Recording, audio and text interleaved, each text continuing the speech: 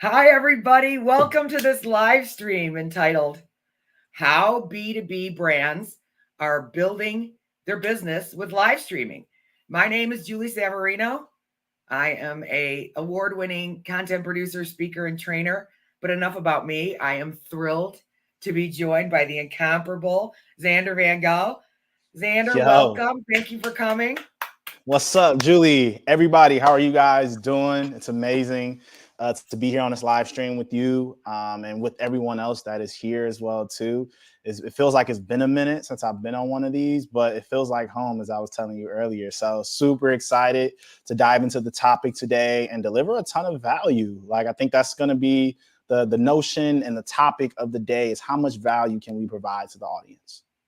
Okay, so for people who don't know you, Zander is someone you want to know, in my opinion. Why? Because he's just an exceptionally talented individual. He's a multidisciplinary creative. He's a brand builder. He's a master live streamer, content producer, problem solver, and consultant. Now, Yeah. interestingly, Zander just left LinkedIn. He worked there for over 7 years. And his title was Community Programs Manager. And what he did at LinkedIn was manage what's called the Top Voices program for LinkedIn globally. Now, what is the Top Voices program? It's essentially the 1% to 2% approximately of LinkedIn members that are delivering the best content and best engagement. So what Zander did is he managed and built the programming for that Top Voices program. Right, Zander? Yep, that's correct. So I was at LinkedIn for 7.5 years, had the opportunity to see the company from a myriad of perspectives, starting off in sales, then moving over to engineering, and then lastly, as you mentioned, in product, working within our editorial team and our community management team. So my last service of duty within that product org was to manage the Top Voices program, where I work with people like yourself, as well as other CEOs and executives, and guiding them to create the best content that they can on LinkedIn to not only improve their personal brand, but at the same time, give them the voices that they needed in order to cascade their messaging to whether it be their employees, potential customers, or even just the voice behind some of the biggest brands you may know of like Amazon, Tesla, whatever you can think of. But where I would say where my heart is, I'm a content creator. Like it's what I do. I love diving into creativity.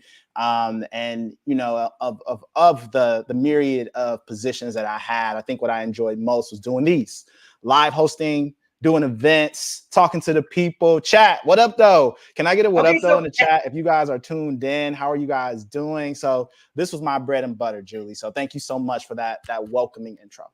well, no, I'm so happy you're here. And then I'm streaming from Ann Arbor, Michigan, where you went to school along with me. Yeah, you of them, you know, Where are sub, you go streaming? blue. Where are you streaming from, Zander? I am actually right now in Amsterdam. So I don't know if you mentioned this, but since leaving LinkedIn, I've taken on a new journey, building a new business, more to come on that, but I'll be diving into more creative spaces. But first and foremost, I'm taking a 9-month journey across the globe. So I'm currently in the Netherlands. I've been to London already, Paris, and so many other Cool. places on this docket. Well, Leilani's saying hi. Shue saying hi. I wanted to quickly ask all of you to go ahead and drop a comment, either down here on the desktop or up here on if you're on mobile. Tell us where you're streaming from. I'm here in Ann Arbor. Zander's all the way in Amsterdam, and we're just thrilled you're here. We want you to ask questions as we go. But what I want to do while people are dropping comments, Zander, is mention the really why live streaming is building B2B brands and driving business. It's really 4 main reasons, right? First, it's powerful, creative, and impactful way to showcase expertise and talent. Mm-hmm. Secondly, live streaming builds trust and relationships faster. Third, and so important, it helps professional services firms and B2B business companies make the most out of these huge investments in sponsoring conferences and events. And then one of the biggest hidden secrets is how much live streaming can save time and money, right? Okay, with those comments, we see Chicago's in the house. Leilani's here from Chicago and says What up, hello. Leilani?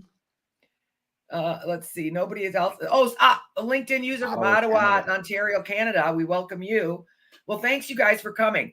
But Zander and I are going to talk about 4 things: the growing importance of live streaming and video on social media, and especially LinkedIn. Secondly, the unique advantages of live streaming over other content. Third, we're going to talk about some very specific examples from some of the world's leading B2B companies. And then fourth, we're going to talk about essentially, what are some of the best steps and best practices to be effective at live streaming? But more importantly, what are some of the common mistakes we're seeing out there so you can avoid those, right? Right, Zander? Zander's going to go ahead and kick it off by talking about the importance of live streaming. But I did want to mention, I created a PowerPoint deck for everybody in case you want it. Go ahead and shoot me an email, but it's just supporting what we're talking about today. Zander, will you go ahead then? Yeah, let's dive into it. So what we're going to talk about first, we took some notes down, and me and Julie actually had a conversation a couple of weeks ago just about live streaming and how it's growing and the importance of this new content format of streaming. I'm sure many of you all have seen streams like this on LinkedIn, or maybe you've been on YouTube and saw people live stream, Facebook, as well as other new entities that are not so new, but during COVID they were, of like Twitch, right? So for B2B companies, a big thing that we all need to really understand is, number one, is that there's a really big and fierce competition for eyeballs, for consumers. Everyone is trying to find a way to get in front of their ideal consumer, and live streaming is one of the most underused tools that people are not taking advantage of from a content format. We know that the importance of video is extremely high right now. You think about all the different content formats that you've seen, short form, whether you're on LinkedIn, TikTok, Instagram, and you see that most of those are actually pre-recorded, right? So you have a lot of short form videos that, and when we say short form, what we mean are videos that are between, like, let's say 10 seconds. If you're thinking of some of maybe your favorite catchy reels on Instagram, all the way up to about 1.5 minutes, maybe 1:45 as well too. That's what we kind of consider short form videos, where people can kind of just watch it, get in, get out, and get to the next thing. What people don't know is that live streaming is also a form of video, right? But it's instant. And with it being instant, it gives you a couple advantages. Number one, you have no choice but to be authentic, because you're in real time. This is what you're doing right now. Like us, like we're here, baby. Like I'm here. I see everybody in the chat. I see Leilani. I see Shay. I see everyone here. So that opportunity for me to actually talk to you all as well gives me the opportunity to be a little bit more interactive. So when you think about some of these things of what live allows you to do, it's learning really what clients, what customers think, what they're concerned about, and you being able to in real time give them solutions, answers, and more value. So it's a really, really unique opportunity, Julie. And I guess my question to you, Julie, is like, what have you seen be some advantages for live streaming on your end since you've been doing it? Well, the thing that I find to be the most impactful in terms of live streaming is the unlimited audience reach, right? So I can get to Facebook, I can get to LinkedIn, I can get to, Instagram, I can get to Twitch all at the same time. It's simulcasting. So I'm broadcasting I'm increasing my audience dramatically. And you said it, Zander, video is getting the algorithm boost on every platform, right? The biggest thing to me though is the real-time engagement. And that's where like JP Morgan and Morgan Stanley are figuring this out, because they're it's essentially a bank or an investment bank, and they're selling to people, either individuals or they're selling to companies, which are just a bunch of people, and reaching them through live streaming is the next big thing. Yeah, it is. And I think the other thing too, when it comes to like actual content, right? I look at, if you ever remember the pyramid of like the food, right? Of like you have your dairies, your meats and things like that. Or even if you think about animals, they have one for that too. I look at live streaming as kind of like the top of the food chain. And here's why. With live streaming, nothing else can be that form of content except live, right? You can produce pre-recorded content, but when you produce it and you put it out, it's pre-recorded. And even if you put that up as live, your audience can tell after a while what's pre-recorded and what's not, right? But the good thing about live is that not only is it the only content format that can be what it is in that moment, but it also translates into all the other content formats as well. So the great thing is that once we're done with this live stream, people can watch this on replay, which is long form content that you can put on YouTube. You can chop up the best moments from this to have short form content. You can just take a dialogue tribe of this and write it as a post and expand on it. There's so much that you can do with it, because at the end of the day, no matter what type of content you produce, it all has to be live at some point. The fact of the matter, though, is that, are you showing it while you're recording it, or are you just pre-recording it and putting it out later? So that's, I think, one of the really unique advantages of live. And if you can really master this format, it gives you so much more content to really schedule out and use as well, too, in the different formats as well. So those are one of the unique formats. And I know we had all of those. So again, if you guys want to see that deck, email Julie. She'll be sure to send you that deck as well. But Julie, now I think we're going to turn it over to some real-time examples coming from you, right? Right. I wanted to, well, I did some homework for everybody, and I basically looked up some recent live streams that major B2B companies are doing on LinkedIn. On your screen right now are two from Deloitte. On the left of your screen, you can see a gentleman and a woman in that screenshot. That was an example where they streamed live from a conference that they sponsored. Every year, Deloitte sponsors this conference called HLTH Europe, and that's essentially a conference designed around the topic of healthcare innovation, right? So it's this major conference. They streamed it live from Europe. And what did they do? They didn't just stream anything. They invited a client who's an expert on the topic of how is artificial intelligence revolutionizing healthcare, and they interviewed him. Now, in terms of results, Zander, they've gotten 515 attendees on LinkedIn. And that's the live attendees. That does not include the replays, which are astronomically higher, right? For every live attendee, you get 10 to 20 watchers on replay at a minimum. They got 223 likes, 22 comments, and 18 reposts. So on that left side there with the gentleman and the woman, that's an example of a mobile live stream from Deloitte. Now, mobile live stream is harder, as you well know, Zander, and you might have to set up a stage, and that's kind of expensive. But on the right side of the screen here is my second example from Deloitte. And this is actually a webinar that they simulcast on LinkedIn along with YouTube, and possibly, I'm not sure, through their own webinar platform. But they did a webinar based on an industry, and the topic is leading conversations in AI, generative AI in banking and capital markets. Now, this had huge response, Zander. 1,900 attendees, 23 posts, 37 comments, and that's great. The thing that many people ask me, Zander, they say, but I don't want to live stream on LinkedIn because we can't have registration. And that's actually not true. On a company page on LinkedIn, if you qualify and can be a live streamer, which most can, you can actually require registration. So those are two examples from Deloitte. Deloitte's also simultaneously streaming on YouTube, but obviously, where is the biggest B2B market in the world, Zander? It's LinkedIn, 755 million users, right? Mm-hmm. It is. And I think one thing that you said that stuck out to me is that, like, all those numbers are amazing, right? You get the views, you get the likes, you get the people, but there's also numbers behind that we don't actually have the access to that are probably even more powerful. The thing about live is that because we're interacting so much, like I even see this comment right now from Jermaine St. Dennis that I think we're going to get to in a second. So Jermaine, we got you on the live streaming versus the Zoom. We actually have that scheduled to talk about. So just stay tuned. But I think what's really great is that on the back end, there are conversions too. There are people that watch that live that became customers that they're also tracking. It may not be what you see from like the vanity metrics in the beginning that are like what we say looks good, you know what I'm saying? But what you also get from the live stream is that there's going to be a lot of people that may not just follow them, but also may reach out to them, that may become potential leads and things of that nature as well. So all of that is really, really interesting. And I think what you really said about LinkedIn resonates home for me. And I've been telling people this since we started the creator program. The thing about LinkedIn is that your decision makers are here at the end of the day. A lot of your decision makers that are the CEOs, or let's say they're founders or senior directors, VPs, they may have an Instagram. They may have a Facebook.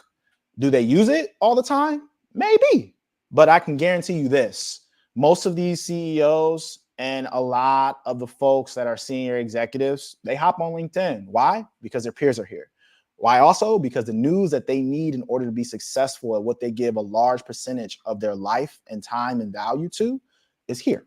So because of that, use this as an advantage, as a unique advantage rather, to put out content to be seen. Because on LinkedIn, you have to remember, you don't need millions of people all the time. If you have that one opportunity, it could transform not just your career, but potentially your life and those around you. So I really, really am excited about hearing what you just mentioned and how McKinsey and Deloitte are using live and taking it to the next step. It's a great example for all of us. Yeah, I'm going to skip ahead real quick because Jermaine's asking about the difference between live streams versus webinars. And I actually put a slide in this deck knowing someone might ask that. Thank you, Jermaine. But certainly Zoom is okay. But the problem with any webinar platform is your main source is your email list, right? It doesn't have that broad reach. Zander, what else was your main point about the difference between Zoom versus, live? Yeah, I think the difference between leveraging something like a Zoom and a live stream on LinkedIn is that they're two different use cases, right? So when you're leveraging like a live stream, think about it as like this is top of funnel content, right? You're sending this to anybody and whomever. You're using this for brand awareness, but you're also using this in order to bring in new leads, right? So when you're live streaming, think about it as an opportunity to reveal yourself to customers that already know you, to build the brand loyalty stronger, but then also to give yourself an introduction to people that may not know you in order to kind of get them in your funnel, whether that's becoming aware of you, whether that's them potentially reaching out to you through email to show interest in what you have going on. Now, when you go to a webinar, that is usually more accustomed for your already, let's say, in the funnel customers. So we say that's middle of funnel or bottom of funnel. So you want those individuals. And when you're hosting webinars, you really want to target that to people that are already aware of what you have. They've already shown interest. And maybe or maybe not, they've already purchased something. So when you're coming to them, it's really more specific and tailored to make sure that you're converting. So in a lot of cases, even in previous positions, we would use lives to grow a page, right? We would use lives to give value that can be broad and be relatable to so many different people. But when it came to us doing more private events that were webinar focused, our topics became more niche. We talked about the things that those customers really wanted to hear about. We really nailed down on the questions that were most important and gave solutions to those things in order to get them more along the funnel because they're already there. Now we're trying to get them converted. We're trying to get them to do more of what we've already asked. We're trying to get them to purchase X, Y, and Z. So those would be the two biggest things that I would say, Julie. Right. Anything And else you know what I add? want to do? Oh, I'm sorry, Zander. I interrupted you, but I apologize. I want to jump to this example, the third example I had, because it's a specific example of exactly what Zander's articulating. So when would live stream be better than a webinar? When you want to have a quarterly forum or a monthly forum on a topic for your clients. This is precisely what PwC is doing. Here's the screenshot. There are two examples. One they did in May and one they're doing in November. Now, this is in Swedish, so humor me. In Swedish, the word is "fusakring," but really in English it means insurance forum. So essentially what they're doing is creating a insurance forum, and they're inviting all their clients, referral sources, anybody on LinkedIn, where they get together and address current issues and exchange experiences. This is perfectly exactly what you just mentioned, Zander. It's immediate, top of mind stuff. It's not, it's just immediate discussion. So they had 156 attendees in the one they held in May, and they have so far have 71 attendees for the one they're holding in November. Now, I want to mention a huge thing, Zander, that Jermaine brought up in terms of the difference between Zoom and video. I know you can put comments in on Zoom. People can ask Q&A, but comments on live are absolutely king. And one of the biggest problems, I did all this research to prepare for this live today, and I can tell you, Deloitte, McKinsey, PwC Sweden, they're all making a huge mistake with their lives in that they do not have someone assigned from the company responding to these comments. Zander just mentioned the best opportunities are coming from the contents. People who comments, people who ask questions, people who pose a question, those are our best leads. So without having someone dedicated who understands the complexity of the service and can triage internally to get to the right professional to hook that person up with the people who are asking these questions and posting these comments is a huge mistake. Do you agree, Zander? I do. And I think even for the purposes of this, right, we are kind of missing that as well too. We're talking about the comments, but I think even on our end being fully transparent, having someone in the comments, especially when you know you're going to have tons of questions coming, is extremely important. It's something we always practiced at any major company I was at, whether it's LinkedIn, CDM Media beforehand. We will always have someone that is actually managing the comments, because what happens in the comment section is that it's usually an additional conversation separate to the live. And the best thing that you can do is answer some of the questions that those individuals that are having in the comments are having, or even mitigating comments that may not be beneficial to the live or derail from the actual conversation as well. So always having that person is there. And then the biggest thing, I think, when you mention comments and why comments are king, Julie, one thing about comments is that they drive your visibility of your live. So the more people that you can get to comment, the more that others are seeing that, hey, such and such commented on this. What are they watching? Oh, this is live right now. Let me tune in. So it brings more eyeballs, brings more people to it, and pushes it further up, usually in the algorithm, because the more comments you have, the better the live gets in that way. Okay, speaking of that, Jermaine, did we help answer your question, which is the difference between live streaming versus Zoom type video calls? I'm hoping that we did, and then also in the deck is that slide. But I did want to mention, I mean, there's another example in there from McKinsey that I didn't mention, but you can look at that in the deck. I did want to quickly mention, Zander, that it's not just these examples of leveraging your sponsorship investments, leveraging your thought leadership, putting out your webinars. You can also use live for recruiting, which is actually how Deloitte even started doing this. They showcase their team members, their HR professionals would get on and do lives with their new recruits, which is so huge because the younger generation prefers live video so much more dramatically than any other type of form of video. Is that correct? It is. It is. And then I think in general, live is just exciting, right?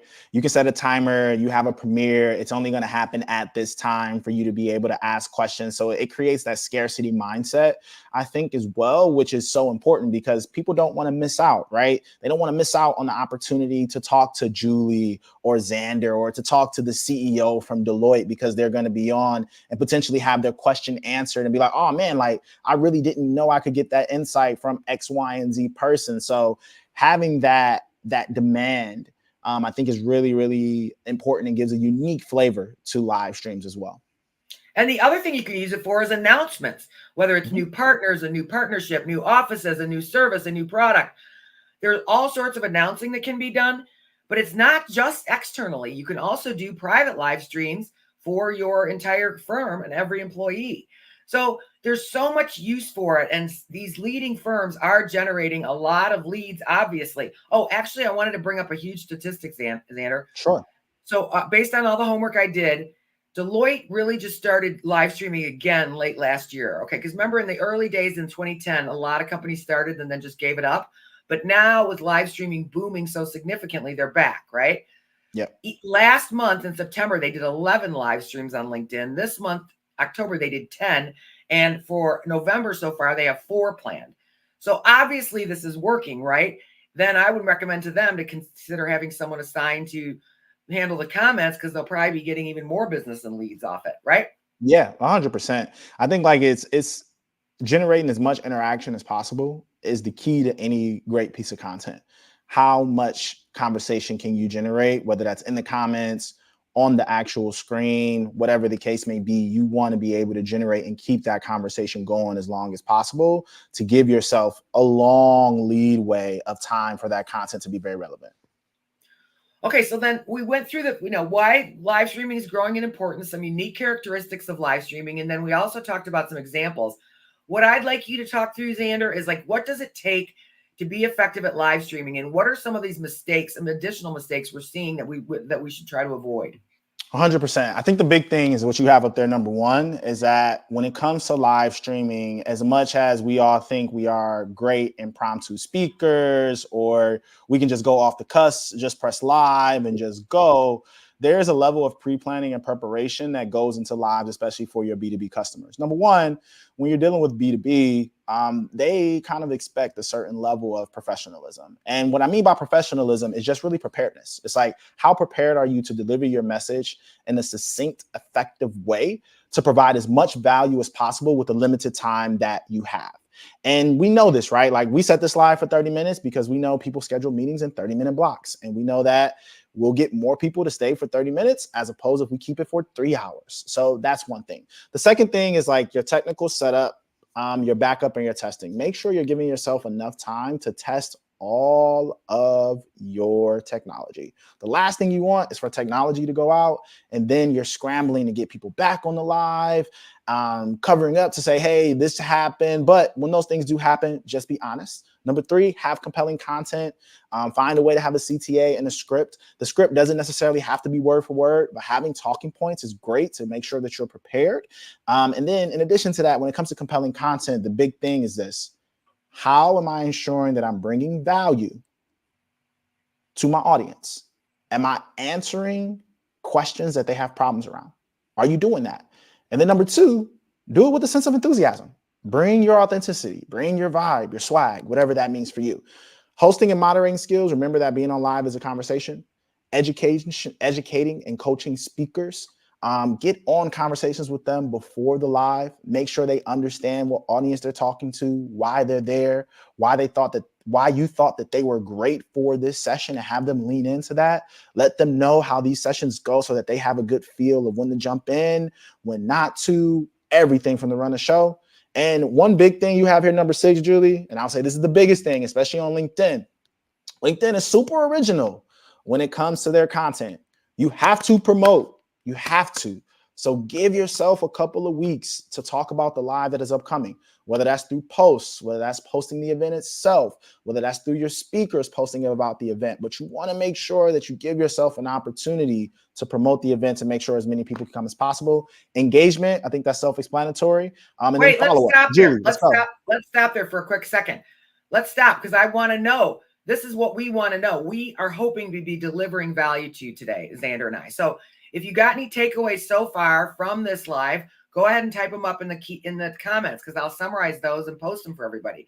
But the point is, this engagement and asking you all questions and asking you for your input is critical. The engagement, right, Zander? 100%, 100%. And we want to know what it is that you're looking to solve, because the more we know that, the better we can present that information to you to help you along your journey as well. So, Julie, I see we have about 3 minutes left. What's next? Okay, well, no one is saying that they're live streaming. So remember I asked that question in the beginning and nobody answered. So I'm assuming that means nobody's live streaming. So what I want to recommend is live streaming isn't art like anything else. I mean, I've literally done thousands of webinars and speeches and keynotes all over the world, and live streaming is a skill in and of itself. So hopefully this deck might help you. If you'd like it, let me know. Please reach out to Zander. He's obviously a master as well as I am. But we really want to hopefully have made a good use of your time, leaving you with some useful information. Now, if I want to leave by just ending, Zander, by mentioning to people, if you aren't connected to Zander on LinkedIn, I highly recommend you do so. He's an absolute superstar. And feel free to reach out to either of us because we are here to help, and we're wishing you great success in your live stream journey. Yeah. Zander, do you have any closing comments? Yeah, I think the biggest thing that I would say is this: even if you haven't started doing lives and you're worried about it being perfect, or you don't know if like you're going to show up good on live, the only way for you to find out and to get better is to start.